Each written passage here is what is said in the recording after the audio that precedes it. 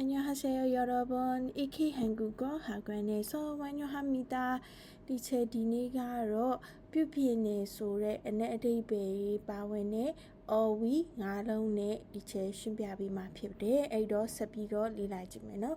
뷰피네 코리아 마리မြန်မာဆိုလို့ရှိရင်တော့ဖုန်းမဲပြပြငါဖုန်းသွားပြင်မယ်နောက်တစ်ခုကကြတော့စာပြင်မယ်ပြင်နေဆိုတာတစ်ခုပဲဒါပေမဲ့သူတို့စီမှာပြင်းနည်းတွေကအမျိုးမျိုးရှိเนาะအဲ့တော့ကြည့်မယ်ကိုချီတာကလည်းပြုတ်ပြင်းတယ်သူကဘာတွေကိုပြုတ်ပြင်းတာလဲဆိုလို့ရှိရင်အရာဝတ္ထုတွေပစ္စည်းတွေပြတ်တဲ့အခါမှာပြုတ်ပြင်းတဲ့အချိန်မျိုးမှာသုံးတယ်စူရိဟာတာဆိုတာကသူကဒီ technical ဘိုင်းတွေပေါ့နော်ဒီ technical ဘိုင်းတွေဒီပြတ်တဲ့အခါမှာသုံးတယ်ဒီ technical ဘိုင်းတွေပေါ့နော်ပြတ်တဲ့အခါမှာသုံးတယ်နောက်တစ်ခုကဆူဆောနာတာဆိုတာကဘာလဲဆိုလို့ရှိရင်အဝတ်အစားဖနက်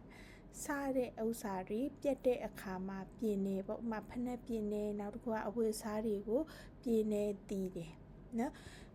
ဆူချောင်းငါတာကဗမာသုံးတာလဲဆိုရင်စာတွေ data တွေကိုပြင်တဲ့အခါမှာသုံးတဲ့ဆူချောင်းငါတာဂိုချောင်းငါတာကဗမာသုံးတာလဲဆိုရင်သူကစာတွေဝက်ကြတွေအမားကိုစစ်ဆေးပြီးတော့တိတိကျကျပြန်ပြင်တဲ့အခါမှာသုံးတယ်ဥမာထားပါတော့ဒီဝက်ကြတွေမှာမှားတာတွေပေါ့နော်စလုံးမှားတာပဲဖြစ်ဖြစ် grammar မှားတာပဲဖြစ်ဖြစ်အဲ့ဒီဟာတွေကိုစစ်ဆေးပြီးတော့ပြင်တဲ့အခါမှာသုံးတယ်အဲ့တော့ပြပြင်ဒီယာ5မျိုးရှိတယ်ပြန်ပြောပေးပါမယ်ကိုချီတာအရာဝတ္ထုပစ္စည်းတွေပြတ်တဲ့အခါမှာသုံးတယ်စူရီဟာတာဒီ technique ဘိုင်းတွေပေါ့နော်ဒီ technical ဘိုင်းတွေပြတ်တဲ့အခါမှာသုံးတယ်ဆူဆောင်းနာတာကဗမာသုံးတာလေဆိုလို့ရှိရင်အဝတ်စားဖက်နက်တွေပြတ်တဲ့အခါမှာသုံးတယ်ဆူချောင်းနာတာ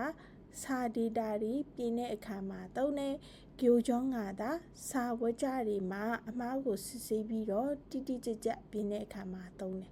အဲ့တော့ယော်ရဘွန်တို့